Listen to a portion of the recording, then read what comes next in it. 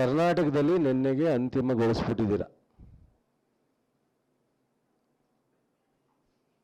ಅದಕ್ಕೆ ದೇವೇಗೌಡರು, ಹೆಗಡೆಯವರು, ಬೊಮ್ಮಾಯಿಯವರು, ಜಯಂತ್ ಪಟೇಲ್ರು, ಅನೇಕ ಸಾವಿರಾರು ಜನ ಈ ಪಕ್ಷವನ್ನು ಪ್ರಾದೇಶಿಕ ಪಕ್ಷವ ಕಟ್ಟಿ ಉಳಿಸಿ ಬೆಳೆಸಿ ಬಂದರು.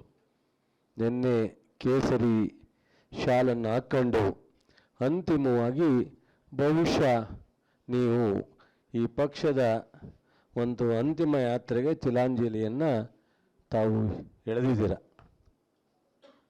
ನೀವು ಬಹುಶಃ ಸೇರ್ಪಡೆ ಆಗಿದ್ರೂ ಜನತಾ ಪರಿವಾರದವ್ರಿಗೆ, ಜನತಾ ಪರಿವಾರವನ್ನು ಪ್ರಾರಂಭ ಮಾಡಿದವ್ರಿಗೆ, ಜನತಾ ದಳವನ್ನು ಕಟ್ತವ್ರಿಗೆ ನೋವಾಗ್ತಿರ್ಲಿವನು. ಸೇರ್ಪಡೆ ಆಗಿಬಿಟ್ಟಿದ್ರೆ, ಬಿ ಜೆ ಪಿಗೆ ಸೇರ್ಪಡೆ ಆಗಿದ್ದರೆ ಯಾರೋ ಒಬ್ಬರು ಪುಣ್ಯಾತ್ಮರು ಇದನ್ನು ಮುಂದುವರ್ಸ್ಕೊಂಡು ಹೋಗೋರು ಅಥವಾ ಇದನ್ನು ಮುಂದುವರ್ಸ್ಕೊಂಡು ಹೋಗದೇ ಇದ್ರೂ ಆ ಹಿರಿಯವರಿಗೆ ಆತ್ಮಕ್ಕೆ ಇಷ್ಟು ನೋವನ್ನು ಆಗ್ತಿರಲಿಲ್ಲ. ನಿಮ್ಮ ವೈಯಕ್ತಿಕ ಹಿತಾಸಕ್ತಿಗೋಸ್ಕರ, ನಿಮ್ಮ ರಾಜಕೀಯ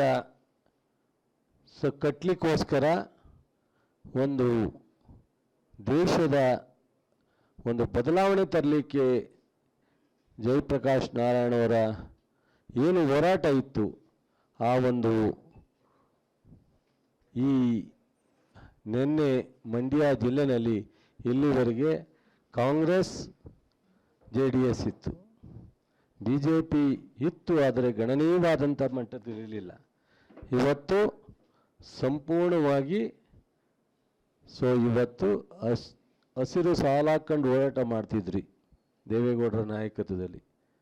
ರೈತರ ವಿಚಾರ ಬಂದಾಗ, ಕಾವೇರಿ ವಿಚಾರ ಬಂದಾಗ ರೈತರ ಪರ ನಿಲ್ತಿದ್ರಿ. ಇವತ್ತು ರಾಷ್ಟ್ರದ ವಿರುದ್ಧ ನಿಂತಿದ್ದೀರ. ನಿಮಗೆ ನಿಮ್ಮ ಬೇಡಿಕೆ ಏನು? ರಾಷ್ಟ್ರಧ್ವಜವನ್ನು ಕೆಳಗಿಳಿಸ್ಬೇಕಾ?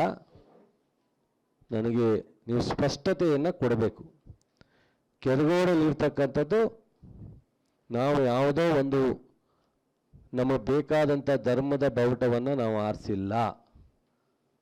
ಸರ್ಕಾರ, ಜಿಲ್ಲಾ ಆಡಳಿತ ಕಾನೂನುಬದ್ಧವಾಗಿ ಏನನ್ನು ಮಾಡಬೇಕೋ ಅದನ್ನು ಮಾಡಿದೆ. ನಿಮ್ಮ ಹೋರಾಟ ಯಾವುದು ವಿರುದ್ಧ ಇದೆ? ನಿಮ್ಮ ಹೋರಾಟ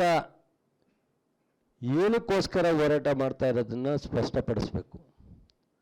ನಿಮ್ಮ ಹೋರಾಟ ನಮಗೆ ಕಾಣಿಸ್ತಕ್ಕಂಥದ್ದು ಇವತ್ತು ಕೆರಗೋಡಿನಲ್ಲಿ ಪಂಚಾಯಿತಿ ಆವರಣದಲ್ಲಿರ್ತಕ್ಕಂಥ ತ್ರಿವರ್ಣ ಧ್ವಜವನ್ನು ಕೆಳಕ್ಕಿಳಿಸಿ ಅನ್ನೋ ಒಂದು ಹೋರಾಟಕ್ಕೆ ನೀವು ಇಳಿದಿರೋ ಹಾಗೆ ಕಾಣುತ್ತೆ.